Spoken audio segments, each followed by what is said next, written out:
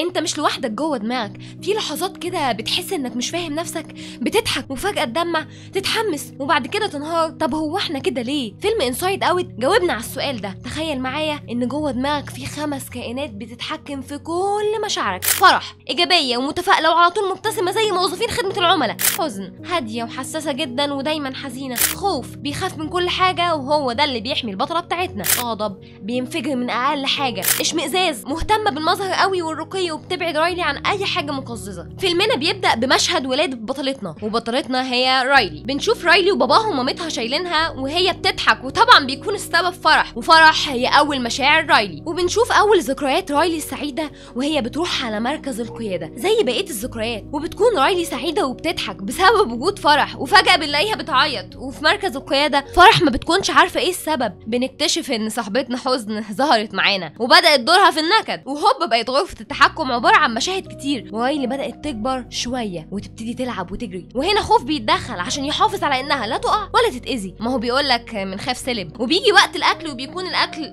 بروكلي، وبتدخل اشمئزاز ورايلي بترفض الاكل. معاها حق برضه، ما هو البروكلي اصلا ما يتاكلش، بس للاسف بنعرف ان باباها قال لها لو ما اكلتيش مفيش حاجه حلوه. وغضب اتدخل وخلى رايلي غضبانه جدا. اشمعنى يعني؟ ما هو كله عمال يلعب. وفي الاخر اكلت البروكلي. كل الذكريات دي بتتنقل مركز القياده، وفرح بتمسك ذكرى من الذكريات اللي هي السبب فيها، وبتكون فيها رايلي في قمه سعادتها. وبنعرف ان اهم الذكريات دي اسمها الذكريات المركزيه، بتكون فيها اهم واسعد لحظات رايلي، زي مثلا اول جون جابته، وكل ذكرى مركزيه بتاثر عليها بشكل مختلف، زي مثلا انها بتعشق الهوكي فبقى عندها جزيره اسمها جزيره الهوكي، ودي جزر خياليه في عقل رايلي. وفرح بتعرفنا على بقيه الجزر: جزيره العيله، وجزيره الظرف، وجزيره الصداقه والصدق. الجزر دي هي اللي بتبني شخصيه رايلي، وبتكبر رايلي وهي سعيده لحد هنا الامور كانت تمام. بس الدنيا مش دايما بتمشي زي ما احنا عايزين. اهل رايلي قرروا ينقلوا ولايه تانية، وطبعا مشاعر رايلي اتلخبطت ومش فاهمين المفروض يعملوا ايه. فرح قررت تتدخل وتحاول تخلي رايلي سعيده على قد ما تقدر. بنشوف رايلي وهي متحمسه وهي راكبه العربيه في الطريق للولايه الجديده، وعماله تتفرج على كل حاجه حواليها، وعماله تفكر في يا ترى شكل البيت الجديد هيبقى حلو. ترسم في خيالها بيوت جميله جدا. بتوصل رايلي اخيرا بعد طريق طويل. رايلي اتصدمت نوعا ما، يعني ما طلعش شبه اللي هي توقعته، لا هو مش شبهها خالص بصراحه. كل المشاعر اتوترت وعمالين يلعبوا في لوحه التحكم. رايلي اتلخبطت جدا، بس فرح اتدخلت وقررت تسعد رايلي وتعرفها ان ممكن في كل مكان نخلق لنفسنا طريق للسعاده، وبتخليها ترسم شكل لاوضتها كيوت ولذيذ. بس في الاخر بتلاقي فار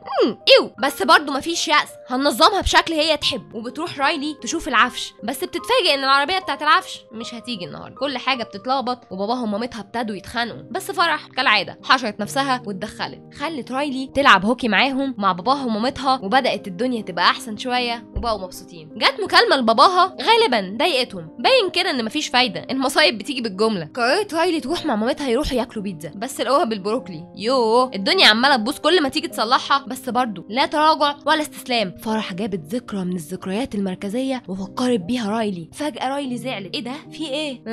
حزن لمستها. بنعرف ان حزن لو لمست اي ذكرى مركزيه بتبقى الذكرى كلها حزينه ومؤلمه. فرح حاولت ترجع الذكرى سعيده تاني بس فشلت، وطلبت من حزن انها تبطل تلمس اي ذكرى مركزيه. رايلي بتلعب، وفجاه وهي بتلعب ذكرى مركزيه وقعت وعطلت جزيره المرح. فرح بسرعه صلحت الوضع. رايلي بتنام، وبنعرف ان في نهايه كل يوم الذكريات بتروح للذكريات طويله المدى، وفرح بتحاول تخليها تحلم حلم حلو بدل اللي حصل في اليوم الغريب. لكن كل احلام رايلي مزعجه جدا ووحشه، فخدت فرح ذكرى مركزيه سعيده ودخلتها احلام رايلي عشان تبسطها، والحمد لله اليوم عدى بسلام. صحيت رايلي وكل المشاعر متوتره. النهارده اول يوم مدرسه والمكان جديد وما عندهاش صحاب، وخوف قام بالواجب وحط كل الاحتمالات اللي ممكن تحصل تضايق رايلي عشان يبعدها عنها. ومن اول دقيقه في الفصل حصل الحاجه الوحيده اللي هو ما توقعهاش. المدرسه ندهت عليها وطلبت منها تحكي عن حياتها القديمه، وبدات رايلي تحكي عادي، بس حزن قررت تتدخل وتحشر نفسها ولعبت في لوحه التحكم وحولت الذكرى دي لذكرى حزينه. وفرح حاولت تنقذ الموقف، بس للاسف الدنيا باظت اكتر. الذكريات المركزيه وهم بيتخانقوا وقعت، وجزر عقل رايلي كلها اتعطلت، وفرح وحزن اتشفطوا مع الذكريات اللي بتروح للذاكره طويله المدى. ورايلي كل مشاعرها اتلخبطت قوي، وفرح وحزن اتشفطوا لذكريات طويله المدى، ومعاهم الذكريات المركزيه اللي هي اصلا بتبسط رايلي. ولازم فرح ترجع المقر الرئيسي في اسرع وقت، لان من غيرها رايلي مش هتبقى سعيده. ورايلي عماله تتصرف بشكل غريب جدا، مطفيه، حتى لما مامتها قالت لها ان في فريق للعب الهوكي اللي هي اكتر حاجه بتحبها، بس اللي ردت كانت اشمئزاز ومش باين عليها الفرح، ومامتها مستغربه، وبناخد نظره كده جوه عقل مامتها وبنشوف غرفه القياده عندها وهي مندهشه من تصرفات رايلي، وكمان بندخل جوه عقل باباها. ايه ده، هي لعبه ولا ايه؟ كل شويه نخش جوه عقل حد. المهم وبندخل جوه عقل باباها وبنشوف غرفه التحكم عنده وغضب بيسيطر على الموقف، وبنرجع لفرح وحزن وهم في طريق العوده للمركز الرئيسي، وبيكون اقصر طريق وهو انهم يعدوا على جزيره الظرف، على جسر فوق الذكريات، ولو وقعوا هيتنسوا خالص. الذكريات دي لما بيعدي عليها وقت بتتنسي اكنها ما حصلتش. وبنشوف باباها راح يعتذر لها ويلعب معاها بس هي مطفيه خالص، وعشان كده جزيره الظرف بتنهار، وكده بيكون اقصر طريق للوصول لمركز القياده خلاص اتدمر، وباباها سابها وقال لها تصبحي على خير. رايلي راحت في النوم وقررت فرح انها تعدي على جزيره الصداقه، وحزن متشائمه جدا ان هم هيتوهوا في الذكريات طويله المدى لانها كلها ممرات كبيره، بس حزن كانت قرأت كتاب عنها قبل كده. فرح قررت ان حزن هي اللي هتقودهم لطريق العوده لانها عارفه الطريق، وفضلت تجرها لطريق العوده. وقابلوا في الطريق عمال الافكار، ودول اللي بياخدوا الذكريات اللي رايلي بدات ما تركزش فيها خالص وتستخدم جهاز عامل زي المكنسه بيشفطها ينقلها للذكريات اللي بتتنسي. عارفين لما فجاه تفتكروا اغنيه كده بتاعت اعلان وتفضلوا تغنوها؟ هم دول عمال الافكار، هم اللي بيفكرونا بيها. المهم بقى فرح سالتهم عن طريق العوده للمركز الرئيسي. رايلي بتكلم صاحبتها بس يا ريتها ما كلمتها، بتلاقي ان صاحبتها صاحبه واحده تانية وبقت قريبه منها جدا،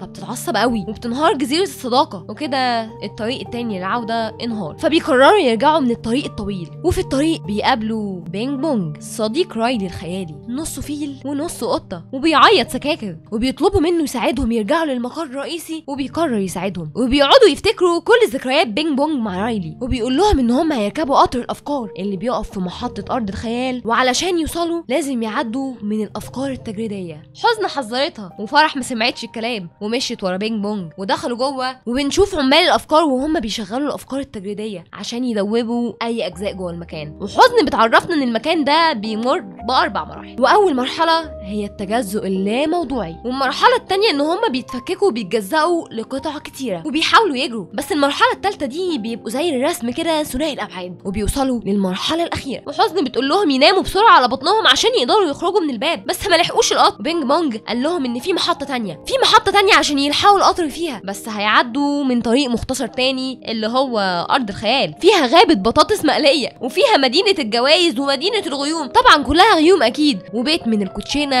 وفي الطريق لقوا الصاروخ بتاع بينج بونج وبيشوفوا صاحبها الخيالي وكمان عالم الحضانه. وبنرجع بقى لرايلي وهي في فريق الهوكي الجديد، بس جزيره الهوكي متعطله في مركز التحكم. حاولت بقيه المشاعر انها تصلح الموضوع وتحط ذكريات عن الهوكي عشان الجزيره بس تشتغل، بس كان الموضوع بيبوظ وكل حاجه باظت. رايلي سابت التمرين وجزيره الهوكي اتدمرت، وبنروح لفرح وحزن وبينج بونج في طريق العوده وهم شايفين جزيره الهوكي بتنهار، ولقوا حاجات كتير بتتدمر زي متحف الدببه وقصر البسكوت. وعمال الذكريات خدوا صاروخ بينج بونج ورموه. حزن بدات تعيط، خلت بينج بونج يعيط على ذكرياته مع رايلي، بس الغريبه انه بعد ما عيط بقى احسن بكتير. يا ترى هنكتشف حاجه قدام؟ وفرح كانت مستغربه هي ازاي قدرت تعمل كده، بس اخيرا لحقوا القطر وركبوا خلاص. نرجع لمركز القياده. غضب قرر يتدخل ويجيب فكره جديده، وهي انه يخلي رايلي تهرب وتروح لمينوسيتا اللي هي كانت سعيده فيها. فرح وحزن القطر وقف بيهم لان رايلي نامت، وهم كده اتاخروا جدا وكل حاجه عماله تتدمر. بس حزن قالت فكره حلوه وهي انها تصحي رايلي عشان يوصلوا اسرع، وعشان يصحوها راحوا للمكان المسؤول عن صناعه الاحلام، وكان مكتوب على الباب ان ممنوع الدخول والنور الاحمر منور. طبعا اكيد هما ما سمعوش الكلام. دخلوا والحلم كان وحش جدا، اسوأ حلم ممكن حد يحلمه خالص. ودخلت حزن وخوفت رايلي، والشرطه اخذت بينج بونج لمركز اللاوعي، وبينج بونج معاه الذكريات المركزيه. كان لازم فرح وحزن ينقذوه، وبيتدخلوا وبيقابلوا اسوأ مخاوف رايلي زي البروكلي ومكنسه جدتها اللي بتخاف تشفطها، وبيمشوا ورا السكاكر اللي بتقع من بينج بونج عشان يعرفوا الطريق. وبنشوف المهرج وهو من اسوأ مخاوف رايلي ومخاوفنا كلنا بصراحه، شكله يخوف قوي. وهربوا بينج بونج واخدوا الذكريات عشان يلحقوا القطر، بس القطر مش هيتحرك طول ما رايلي نايمه. بتيجي فكره الفرح انها تصحي المهرج ويجروا وياخدوه لصناع الاحلام، فرايلي تخاف وتصحى. خطتهم نجحت والقطر اشتغل وركبوا القطر اخيرا. وفي مركز القياده غضب قرر ينفذ الخطه، ورايلي تبدا في تنفيذ خطه الهروب، وبتتسحب وبتسرق من شنطة مامتها الفيزا، وجزيرة الصيد بتنهار، والقطر بيقع بفرح وحزن وبينج بونج، وعمال الذكريات بيقولوا الفرح ان رايلي هتهرب، وبيجروا على جزيرة العيلة عشان يحاولوا يرجعوا بأسرع وقت، بس جزيرة العيلة كمان بتنهار. بيلاقوا أنبوبة، ودي بتطلع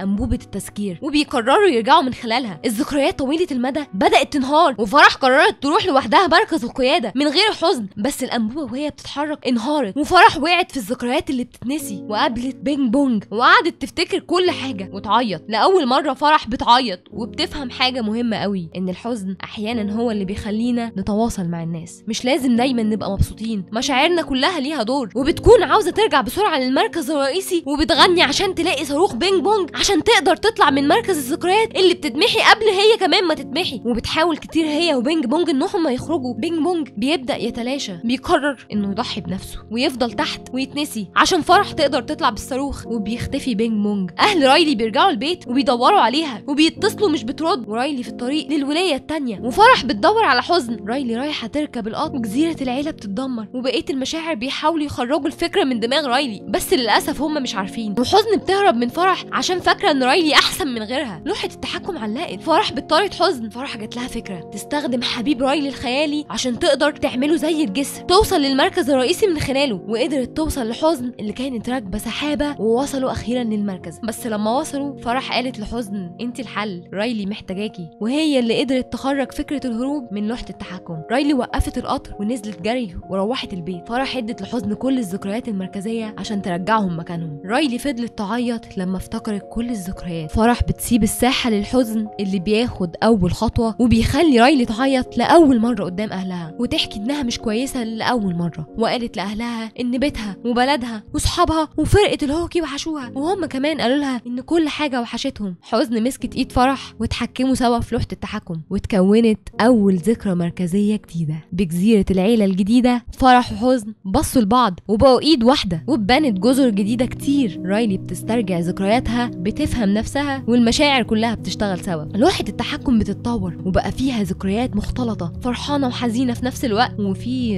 زرار جديد كده اسمه سن البلوغ. رايلي بتسترجع ذكرياتها، بتفهم نفسها. الدرس الحقيقي من القصة دي مش انه بس كرتون، ده درس في علم النفس بيشرح ازاي كل مشاعرنا جزء مننا، وان مفيش مشاعر غلط. الحزن مش عدونا، ده اللي بيخلينا نحس ونعرف احنا محتاجين ايه، وفريق المشاعر جواك شغال طول الوقت عشان يحافظ عليك. وبكده نكون خلصنا الجزء الاول يا شباب من فيلم انسايد اوت. لو عجبكم الجزء الاول ما تنسوش اللايك والسبسكرايب، واكتبوا لي لو عاوزين الجزء الثاني في الكومنتات. سلام.